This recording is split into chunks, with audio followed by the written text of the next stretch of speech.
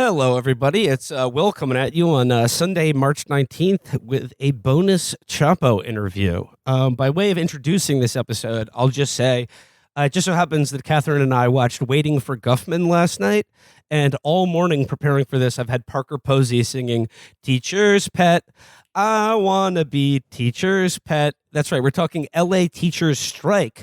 And joining us now are two friends of the show who are LA public school teachers. Please welcome Betsy and Gloria.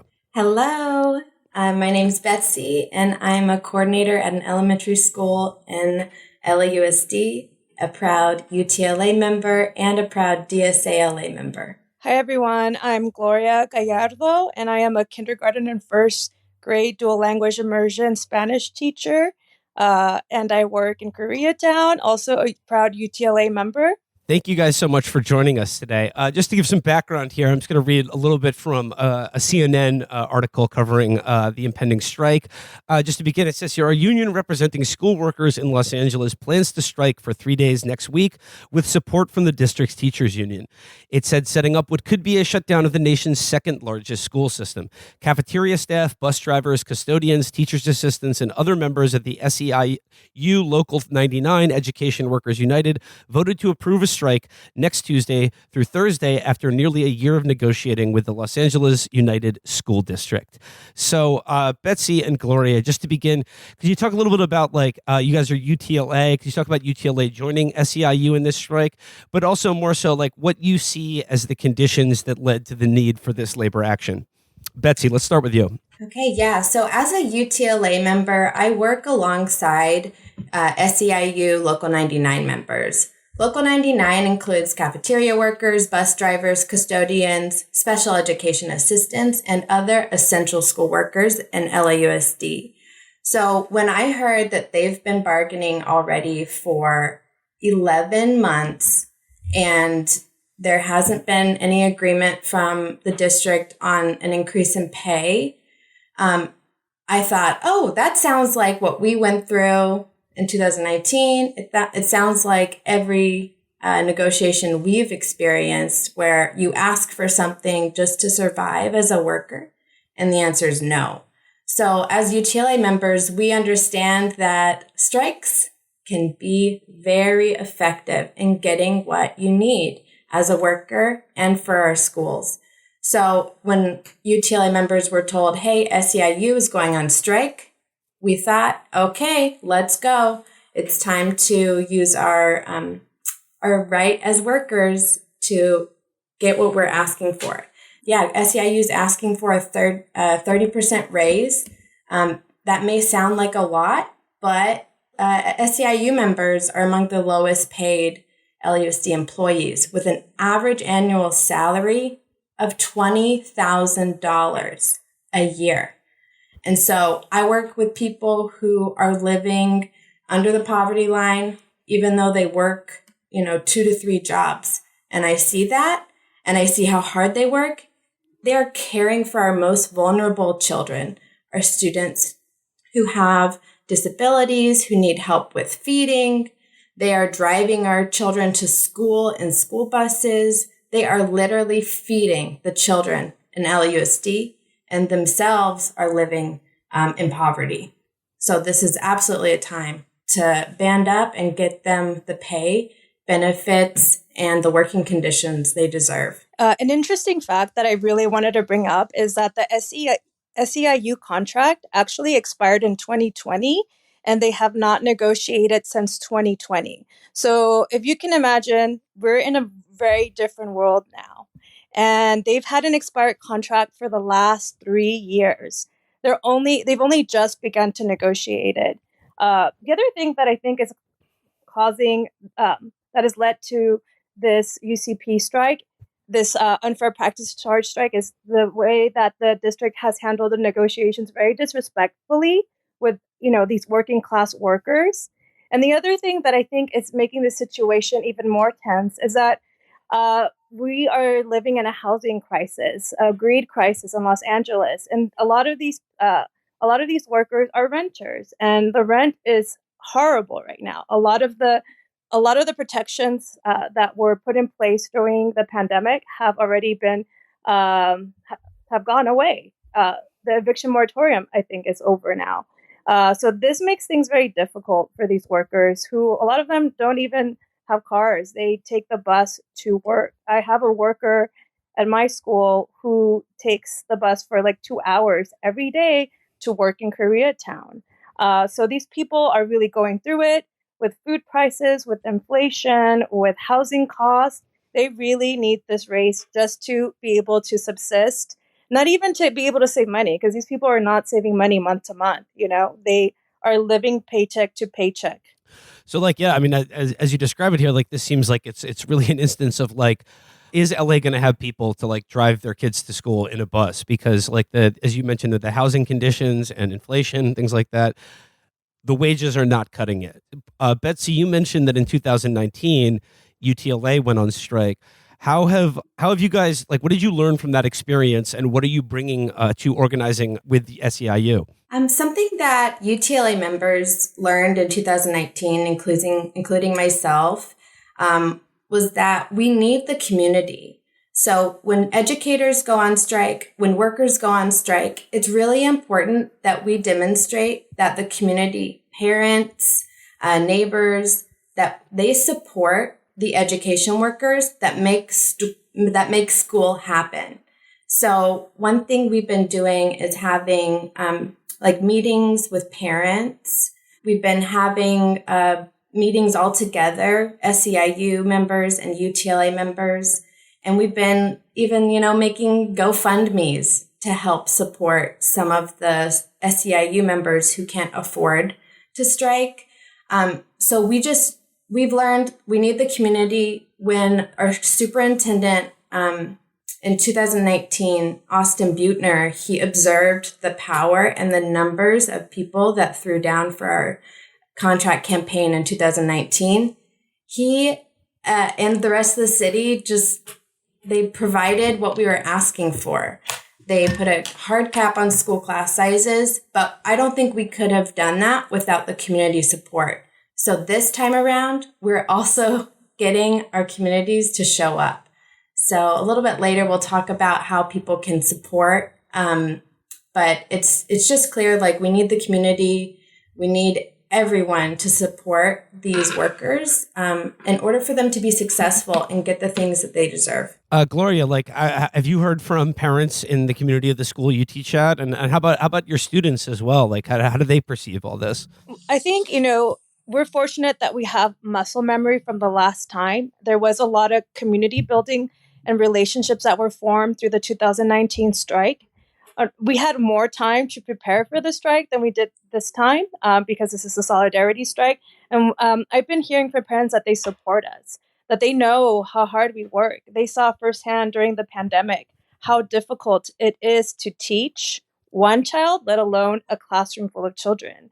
I've been hearing from parents that they are ready to support us again, but that they do wish that they had been given more time to prepare mentally, because we didn't know the dates until this last Thursday, and I think sometimes that's okay because now we have to build the momentum, and through this energy, I think we'll be able to have a successful strike. I hope again, but I am hearing from parents that they understand what we're fighting for. It is a very different world than it was in 2019, even though we have a lot of the same problems, right? It's just a different place. Something to add is that a lot of SEIU members and a lot of UTLA members are parents. We are the people who send our children to LUSD schools, among many other parents, but like a big portion of SEIU members send their kids to LUSD schools. So obviously there's heavy support for these workers because we're also parents. Yeah, no, and the point is well taken about the need for community and support, and particularly parents of kids in public schools, because I think like a lot of the ways, like sort of like as a bargaining tactic, like people are cleaved away from teachers and teachers unions, is the idea that they're inconveniencing parents, or that there's you're glorified babysitters, and like, oh, we pay you, you get summer vacation, we have to be a parent all the time. But it's good to hear that like parents definitely understand the conditions that you guys are dealing with. I want to ask you about How has this strike? How is it being covered in the LA media, and like how has it been received by the LA city politicians, and as well as could you talk a little bit about your school superintendent as well? Like who are the people on the other side of this equation? Gloria, do you want to start off with our superintendent? Well, if you've seen anything that the superintendent has said, you'll have seen that he's had a very negative attitude towards us and our organizing. And prior to our rally this last Wednesday, he sent letters to parents, emails and voicemails, putting us down, apologizing because we had decided to go on strike and saying that to the parents that they don't deserve this, already trying to put them against us. And, that sends a really terrible message to parents that, that strikes are things that inconvenience, when strikes are one of the only tools the working class has to challenge power. Obviously the LA Times has been covering, what he has been saying. But prior to this, I don't think they had been paying that much attention to the buildup. Again, this is like SEIU strike, and you got to think like, why? SEIU are the lowest paid workers in LAUSD. So like the attitude is sort of like the parents don't deserve to have teachers go on strike, but they do deserve to have people working at schools who like can't afford to like live in a house or buy food. Precisely. Yeah. We even have some facts that 1 out of 3 SEIU 99 employees say they have been homeless or at risk of becoming homeless while working for LAUSD. So we have SEIU 99 members making about $20,000 a year. Guess what our superintendent Carvalho makes every month? He makes about $36,000 per month as a superintendent of LAUSD. He gets paid $440,000 a year, which is higher than the President of the United States pay. He gets paid more than the president to tell SEIU 99 workers that they cannot make any more money. Yeah, he makes more than Karen Bass, our new mayor, which is absurd because he only just got here about a year ago. He makes more than Governor Newsom. And I think that's something that the media hadn't covered up to this point. And I don't think we were even aware how ridiculously paid he is. The other thing is that since the rally, I think the media it's been covering us very favorably because we have been able to make some movement in negotiations. We're still not done. But before the rally, LAUSD had only offered us an 8% increase and had lied about another increase, saying that they were lying and saying they were going to give us a 10% increase, but they were omitting the fact that part of that increase was like a one-time bonus. But now they've decided to they propose a 14% increase. So you could see already sort of the power of the rally and helping us with negotiations. And you can only imagine what it will look like when we strike, right? He's trying really hard to avoid that happening. And so now that all of this stuff is happening, now that 2 unions are joining together to strike, we are getting a lot of attention like we should be. And this has been a very unique opportunity. Last time, it was just us on the line. Now we have 2 unions. And just to be clear, UTLA, we are bargaining for our own contract at the same time. So some things that UTLA we are asking for as members, we're asking for a 20% raise. We've already been bargaining for 10 months. We're asking for fully staffed schools, nurses, social workers, counselors, librarians. We're asking for smaller class sizes. We're asking for green spaces. We want to see solar panels on schools. We want to see electric fleets of buses. We want to see a Green New Deal for public schools. We want to fully fund special education, and we want to increase the number of community schools in LAUSD that provide wraparound services to students. So UTLA, we're asking for a really robust things that will change the long-term projection and quality of LA schools, while SEIU is asking for, basic safety and pay and benefits. So together, we're really asking for a lot because our school district actually has about $5 billion in reserves, where that is just a ridiculous amount of money sitting there being held on to by our superintendent, saying that we're on the brink of bankruptcy. All the time, we have $5 billion in the bank. Well, I mean, what are they doing with that $5 billion? They are sitting on it and they are saying, oh, we need to save this for a rainy day. But so we have $5 billion. It's been raining in LA all week. Yes, it's raining now. Right.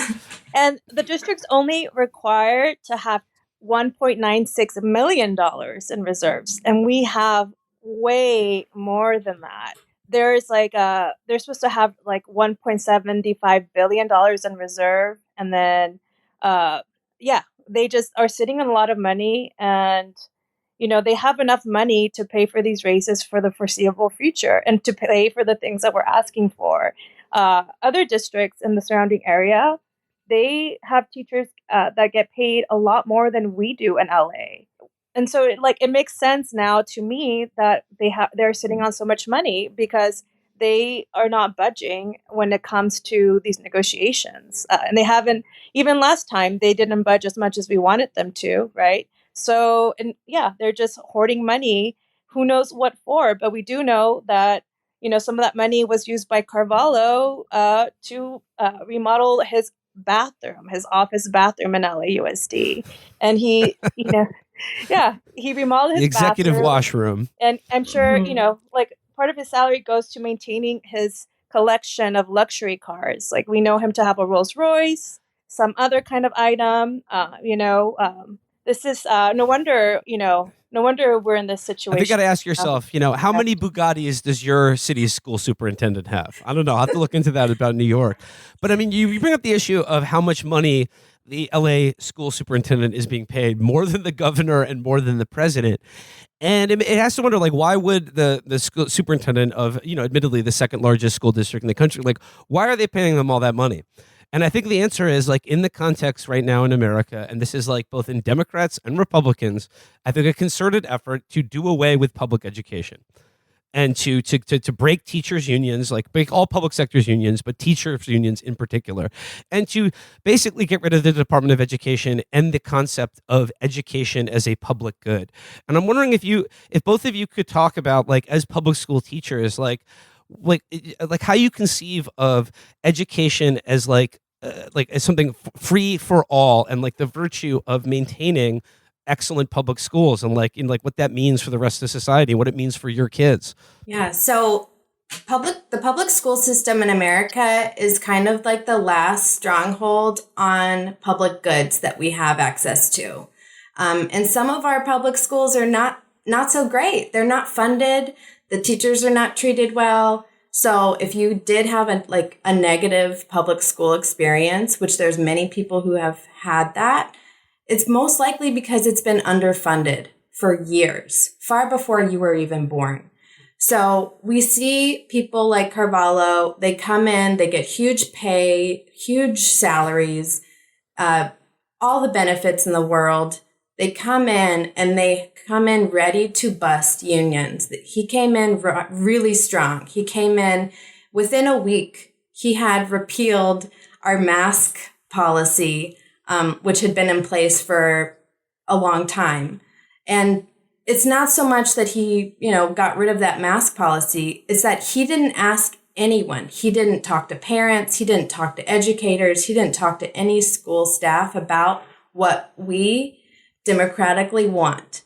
He just came in, he moved straight from Florida, came into California and said, get rid of these masks in our schools, where we have a large number of people who are immunocompromised, their children.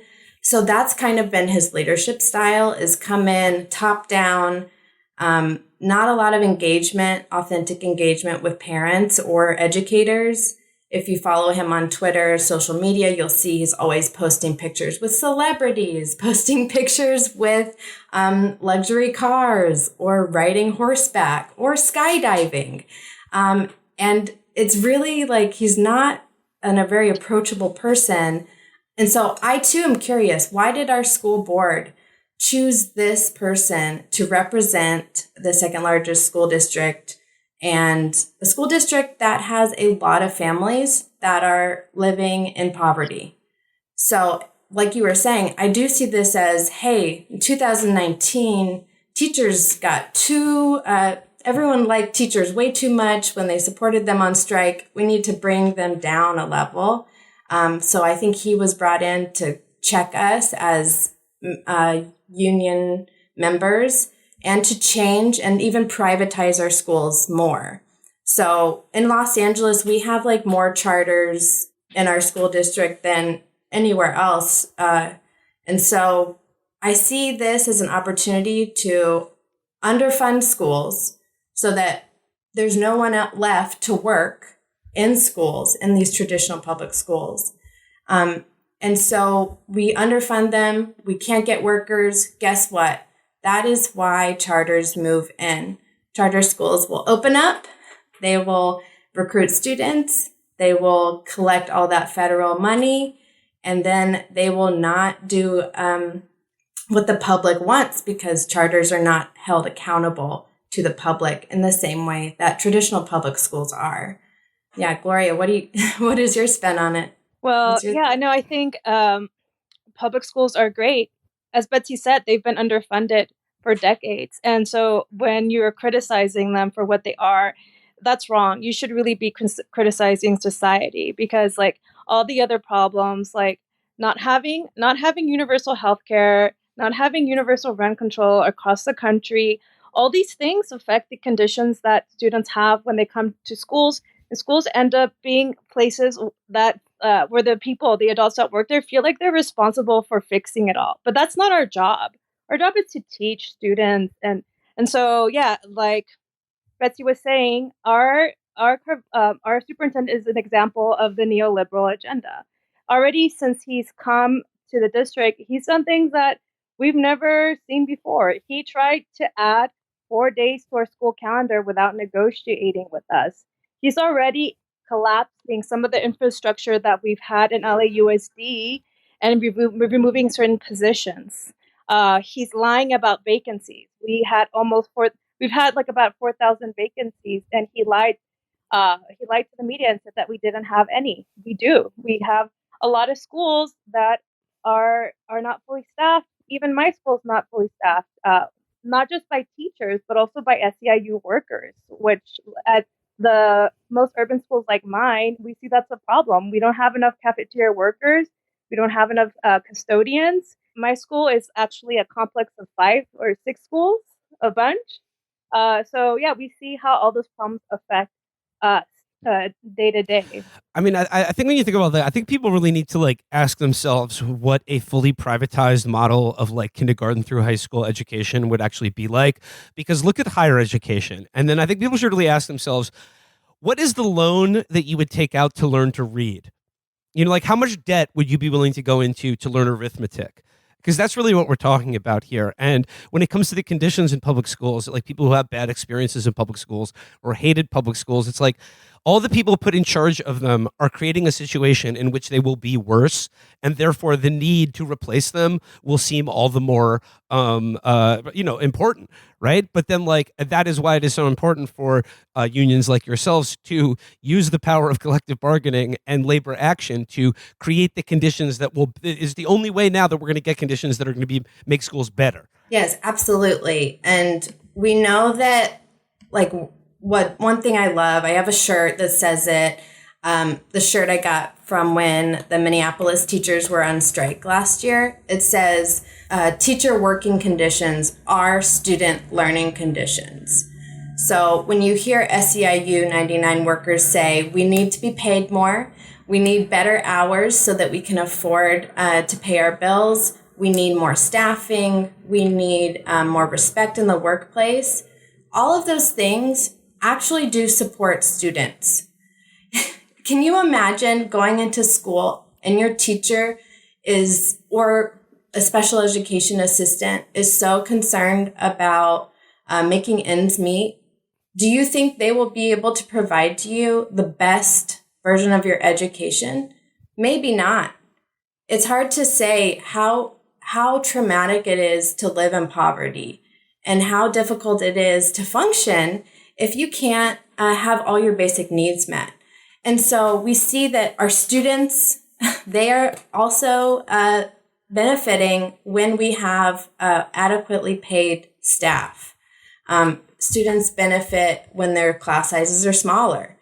Parents will be the first one to tell you that smaller class sizes are really important to student progress. But LUSD is not willing to invest in our students right now with smaller class sizes. I mean, it's like when it comes to like class sizes and like the style of learning that like all of the advocates of the charter school movement, like you'll notice that they send their kids to like private schools with small class sizes, and it's all based on like individuality and expression and art programs and stuff like that. Not some like, Dickensian Borstal where you can't blink without, getting docked or something like that. But I mean, Gloria, you mentioned like, that this is all part and part of neoliberalism. I think it's just like the devaluation of education as something for people other than the elite, I think is really, I think what undergirds all of this, because without education, like they want people who are like disposable, disempowered, people who are just smart enough to do the tasks that the economy that they've created will require of the masses of people that are like largely superfluous outside of like the people who are cosseted in privilege. Right. And that's one of the reasons why charter schools have such high turnover, because that's how they view their teachers. Usually it's newer teachers who enter these charter schools. And I actually used to work at one, and year to year, you'd see almost half the staff leave, either to another charter school or to a district school. And even those ones that have unions, even the charter school networks that have unions, their unions are not strong at all. And they easily fall prey to like union busting tactics. And I've seen that happen even at the charter school where I worked before, where in their recent contract, they negotiated separate contracts for veteran and newer teachers, which divided the teachers in that charter network. So it's teaching is a very hard career, but it's just made harder when we don't have these conditions that we've been talking about: smaller class sizes, more supports, more more adults in the classroom. That makes a big difference in the long run, and it's very hypocritical for people who are, the leaders of our government. A lot of these charter CEOs, like you said, they don't send their kids to public schools or charter schools even, because they know those conditions are not the best. They're not ideal for helping all students learn. All right, so we're recording this on Sunday afternoon. You are set to go on strike on Tuesday. I assume negotiations will be ongoing up until the deadline. But assuming you do go on strike, like what are you doing to prepare for it right now? And most importantly, for anyone listening, what can they do to, even if they're not in Los Angeles, what can they do to support you guys, SEIU and UTLA? At my school, we are getting prepared. We are communicating in a group chat about who's bringing tents, who's bringing chairs, who's bringing water. We're just getting ready for the physical experience of the strike, which will be in the pouring rain. Just like 2019, we'll be in the rain again on Tuesday and Wednesday. And so we're getting ready for the physical demands of that, which if anyone ever says, oh, yay, I want to go on strike, it's fun. They're right, but it's also really hard. It's a lot of, it's kind of like a massive field trip with adults and, the community. So we're getting ready. Everyone get your buddy. Everyone get your buddy and sound off. Yes, buddy system is activated. We're getting ready, and we have some ways that people in Los Angeles can support us, and also ways people outside of LA can support us. We can share the links, and here's kind of a rundown of ways to support. If you're in Southern California, you can join the picket lines at your neighborhood school.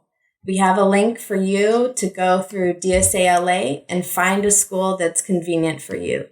You can also join us at our afternoon rallies. The location is TBD, so stay tuned, but we have the link there. And then also donate to Tacos for Trabajadores. So Tacos for Teachers is what DSALA did in 2019 for our strike. And now it's Tacos for Trabajadores because it's tacos for workers. We're not just UTLA on strike. We're UTLA and SEIU on strike together. And we are going to be hungry. So get us some tacos. Yeah. Yes, we like tacos. And also, we have some GoFundMe projects that UTLA chapters have put together to support the SEIU 99 members at their school sites. At my school, we were hearing that a lot of our SEIU members want to go on strike, believe in the cause, are ready to show their worker power, but they couldn't make their bills. They couldn't pay their bills if they lost 3 days of income. For an employee at my school site, they said that they would lose about $300 by going on strike for 3 days. Now, $300 is huge if your income is $20,000 a year. So please throw some money at those GoFundMes, and we're going to be paying out for SEIU members to be able to strike and to express their right to withhold their labor.